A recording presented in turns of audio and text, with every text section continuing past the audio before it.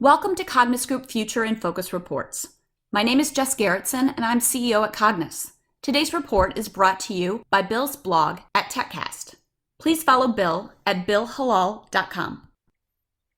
Solving the Megacrisis, Collective Intelligence. The following report represents a collection of forward ideas by some of the best thought leaders in the world. But first, a foreword from Bill Halal, Toward a Global Consciousness. The central theme running through the diverse statements from these thought leaders is that the governing ideas inherited from the industrial past are outdated, leading humanity toward disaster.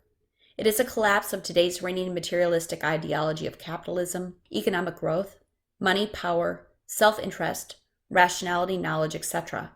Rueben Nelson, Jim Dator, and Sohal in Tula are especially clear on the passing of this dying system. These values remain valid and useful, but they are now badly limited. Prevailing practices in the U.S., as the most prominent example, are failing to address the climate crisis, employee welfare, universal health care, women's rights, political gridlock, infrastructure, and other social needs that lie beyond simple economics. This could become a collapse of capitalism roughly equivalent to the collapse of communism in the 1990s, and it stems from the same fatal flaw, refusal to adapt to a changing world. Communism could not meet the complex demands of the information revolution, and now capitalism seems to be failing to adapt to a unified global threat by pandemics, climate change, and other threats making up Megacrisis. I think the U.S. may be reaching that point of imminent self-destruction that Jim Dator thinks is needed to transform the system. The coronavirus crisis brings these failings of the present American government and most other nations on vivid display now for all to see. Criticism can be found running through common exchanges on the web and other media. Amy Fletcher's comments are one powerful example in the following. One of the benefits from a tragedy like this crisis may be a loss of faith in the status quo. We see it everywhere, and it's a blessing in disguise emerging out of chaos. The big question remaining is, what should be done? What should be the new vision, values, principles, and policies? At the risk of appearing pedantic, we integrate what has been learned with Bill Halal's forthcoming book, Beyond Knowledge, to outline a few principles that we consider global consciousness. Treat the planet and all life forms as sacred. The Fermi paradox notes no other civilizations have been detected after decades of steady searching. This rarity of life reminds us what a miracle planet Earth really is, and that we are responsible for its well-being. The primary role of nature is stressed in most of the above statements, particularly Peter King's vision of life in a nature-centric society, and Sohal in Tula's idea of rebalancing Gaia. Governing the world as a unified whole is number 2. Nations remain the major players in this global order, but they should be lightly governed by some type of global institution like the UN and other international bodies. As David Pasig notes, interdependence requires at least a minimal authority. Individuals should continue to be loyal to their nations and local institutions, but they should also accept their role as global citizens. Number 3, manage markets to serve human needs and encourage cooperation. Free enterprise is the basis of society, and the good news is that business is on the verge of becoming cooperative. The Business Roundtable announcement that all stakeholders should be treated equally with investors seems to be a historic breakthrough. This move to a quasi-democratic form of enterprise could set a new standard for collaborative behavior and human values throughout modern societies. Amy Fletcher, for example, urges us to listen to those who have no public voice, as they often have good answers. Number 4, embrace diversity as an asset. Rather than becoming a uniform, pallid bureaucracy, a unified world should embrace the wondrous diversity of cultures and individuals. Working across such differences poses a challenge, naturally, but differences are also a source of new knowledge, talents, and human energy. Dennis Bushnell's Back to the Land scenario, for instance, would encourage a far richer diversity. And lastly, celebrate life. Any society needs frequent opportunities to gather together in good spirit, enjoy differences and commonalities, and to celebrate life in all its glory. The World Olympic Games, for example, is a special event because it provides a rare feeling of global community. We could witness a flowering of celebratory events over the coming years to nourish the global soul. Global consciousness. This is only one small sample of leader insights, of course, but we hope it provides thinking toward a widely held vision for planet Earth at a time of crisis. A historic change in consciousness is hardly done overnight, and the obstacles posed by the status quo are formidable. But the information revolution provides a powerful new method for shaping consciousness using the internet and media sources around us. Think of the explosion of ideas, hatred and forbidden desires released by billions of people blasting into loudspeakers like Facebook and Twitter. Anyone can use the media to shape public opinion instantly, for better or for worse. We are awash with the wildly differing views of actors, TV stars, politicians, athletes, ordinary people with heartbreaking stories, cute kids doing smart things, and influencers like Kim Kardashian. The challenge is to shape a unified consciousness out of the morass of differences that solve the global crises that loom ahead. Today's threat to reason is challenging us to counter these wrong-headed beliefs and to provide more attractive visions like the principles for global consciousness outlined here. We suggest the place to begin is by discussing these ideas as widely as possible and to shape public opinion roughly along these lines. Our first report is from Dennis Bushnell, Chief Scientist at NASA Langley. The prime source for my observation is a short tome from Will and Ariel Durant, The 10 Lessons of History, and personal observations over these last decades as we entered this megacrisis. This is now too long a list of near existential or existential society issues, of which this current virus is far from the worst possibility. The overall concern is that they are mostly concomitant. To resolve a crisis requires resource and power. These can, and have over time, come from either the existing established order or a revolution in technology or society. We were getting close to resolving the climate energy ecosystem portion via technology that provided huge profits to those who solved it. So, in that case, brute economics. Most of the others can very amicably, affordably, and actually fairly rapidly be addressed by a tech-enabled revolution in economics, a back to the future, where before the Industrial Revolution, we were almost all farmers. Few had jobs per se. With results of the extant technology revolutions, on a half acre, we can grow food, provide energy via distributed generation, print what we want, do tele-ed, tele-med, tell everything as we're doing now, become more independent again, the income disparities go away, the pandemics go away, climate ecosystem issues go away, financial meltdowns do too, and the job situation reverts to essentially the gig economy, which is some 36% of the economy now. The mega issues not addressed include solar storms, which, from studies with the current non-distributed generation electric system, causes a huge mortality in just a year. We are now that dependent on electricity. It also does not solve asteroid impacts, supervolcanoes like Yellowstone, nor the machines becoming more intelligent than we are, but otherwise a much more salubrious life than we appear to have now. The key to solving big hard problems is to rack up your assumptions and your knowledge as to what is changing and what is not, and what could change with evolving techs if we took the gloves off. Then obviate the assumptions, one by one, two by two, etc., until you arrive at a suite of solution spaces and then triage. Many try to solve things by evolutionary changes, actually changing little. For serious issues, such as those many posited solution spaces are often not that effective. For big problems, we have to consider big changes. The second perspective is from Jim Dater at the University of Hawaii. American history can be understood as a continual struggle between those in favor of endless economic growth called progress and those in favor of preserving and following certain values, culture, religious, ideology, ecological, federalists versus anti-federalists, cowboys versus Indians, industrializing capitalists versus agrarian slaveholders, economists versus environmentalists, globalizer versus nationalist, and so on down the line. But this is not just an American phenomenon. Similar conflicts appear almost everywhere in the world. Confucius versus Taoists in China, Islam versus Baha'i protests work ethic as a sign of salvation versus Catholic work as a penalty for sin. In every instance, those in favor of exploitation have been victorious over those who favored preservation, and thus are, each in their own way, responsible for what Halal and Marian call the global megacrisis. Why should we assume that there is now some solution to the megacrisis? Some change in global consciousness and behavior? And if such a consciousness change were to occur, why should we believe it will be sustained into the futures? I've spent my entire adult life doing my very best to prevent or reverse the trends and events that brought on the crisis. When I was young, in the 1950s and 60s, there was very good reason for me to feel that the arc of history was indeed bending towards justice, equality, balance, and peace.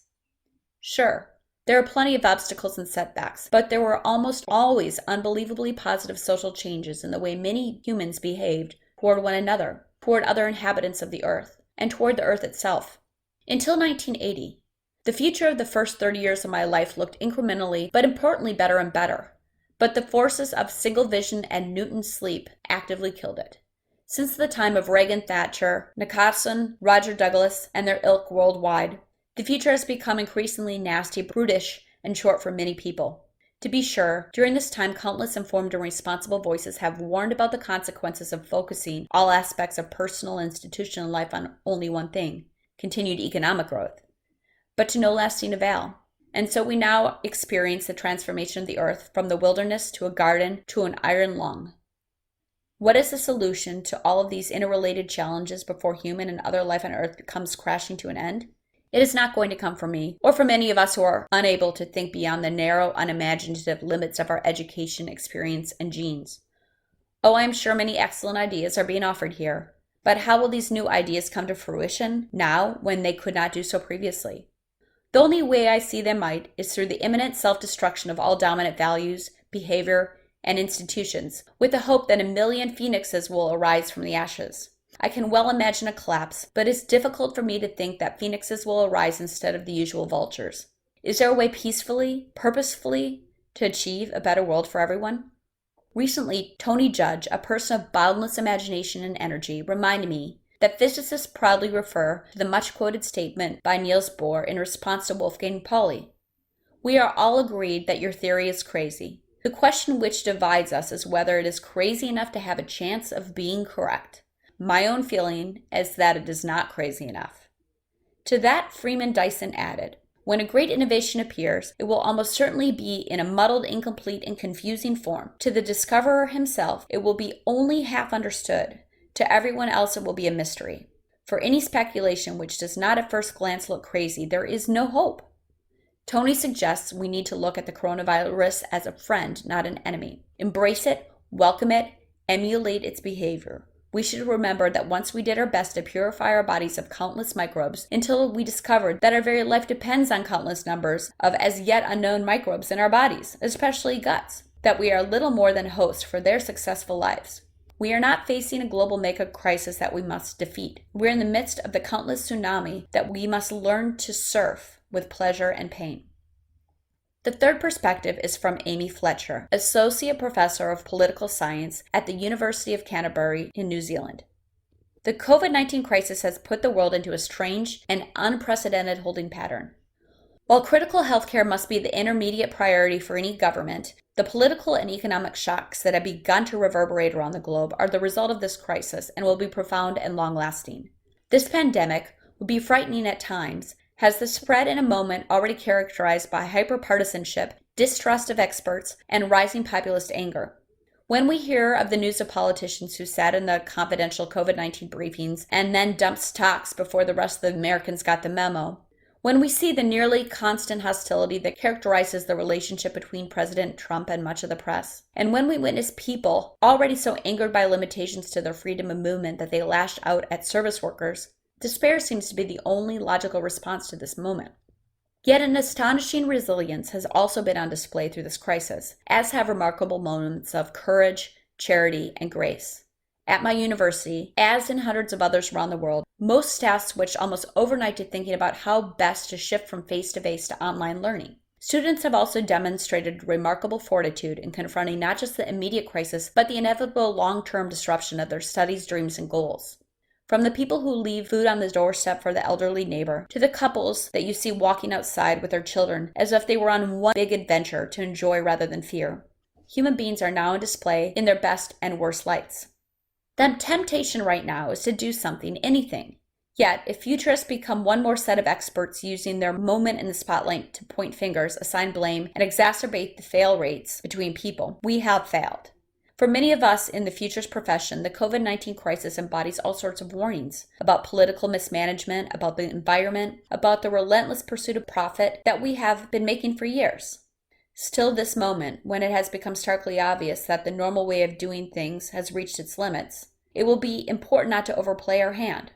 Rather than immediately put grand visions into place, I believe that futurists need to go back to basics and start listening to those whose voices have not yet had a platform.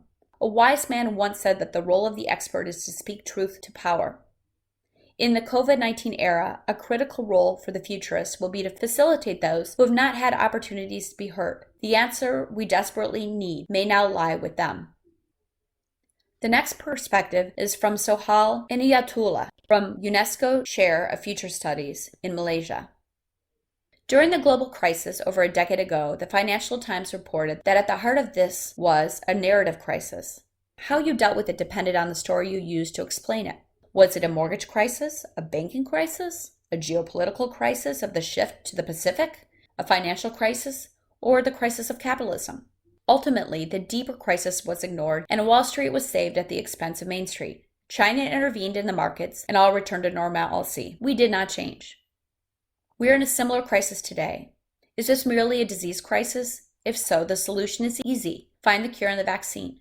Ensure open science, free flow information, and find the medical solutions. The main insight will be that global science working together can create a difference. But what then when another similar zoonotic disease erupts? This then is more of a food consumption crisis. Required in this narrative is the banning of wet markets, of the eating of exotic animals, and ensure those trading in this lucrative area find new work, otherwise the trade will just go underground. But perhaps this is more than a zoonotic crisis. It is not just wildlife that is the problem, but our consumption patterns. We thus need to rethink our urbanization models, at the very least ensure that we do not encroach on wildlife areas. Ideally, we need to change our relationship with meat. As we enter a severe recession, possibly a global depression, or even a 7-year malaise, then these become a deeper economic crisis. Creating a world where money keeps on rolling and not getting stuck in the hands of a few becomes urgent and imperative. This is a world economic crisis, and global solutions must enhance equity and prosperity. We challenge the world capitalist system with the mantra of more, more, more. Capitalism dies. We help it disappear. This, then, is about a much deeper crisis. It is fixing the great imbalance. In our 4 spheres of life, economy, society, spirit, and nature, we are overly favored at the expense of the others by one. We need the great Gaian rebalance, moving to a world where the quadruple bottom line, prosperity, purpose, people, and planet, lives. COVID-19 can help us create a new renaissance, a transformation of society and self, home, and planet. Another perspective is from Peter King, environmental consultant. The Megacrisis has one undeniable cause. We have tried to destroy our connection to nature, and now nature is striking back. For every problem facing humans, simply ask the question, what would nature do? After all, nature has been around a lot longer than this upstart Homo sapiens species. Nature has been learning from trial and error for more than 3 billion years, while modern Homo sapiens have been engaged in the same process for less than 10,000 years. Energy. We get more than enough energy from the sun every day, so there is no need to tap fossil fuels. Medicine.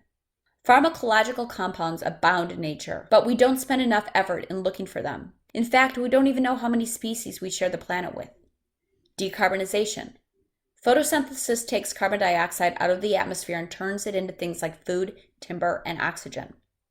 Water. There's enough fresh water on the planet for our needs and those of our species, but we are not scaling up our solar desalination or fog capture, nor replenishing our groundwater. Automation.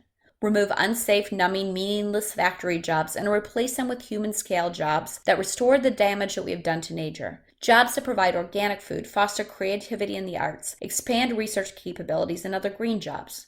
Adopt the concept of a living wage that should be right for every adult who wants to work. Everyone should have the opportunity to participate in a healthy, environmentally sound economy. Debt. The greatest debt is to nature, following centuries of damage. Financial debt should be addressed through fair taxation systems. Tax the bads in our society, polluters, criminals, price gougers, etc., and not tax or reduce the tax on the goods in society, organic farmers, artists, writers, scientists. The main message is, don't think about going back to nature, rather going forward with nature. We can't simply return to the mystical spiritual connection of our ancestors, but we should reinforce the invaluable connection with the modern tools that science provides. Yes, these changes will be difficult to make, but if we don't start now, then nature will reach tipping points. Some already believe it has, beyond which recovery becomes impossible.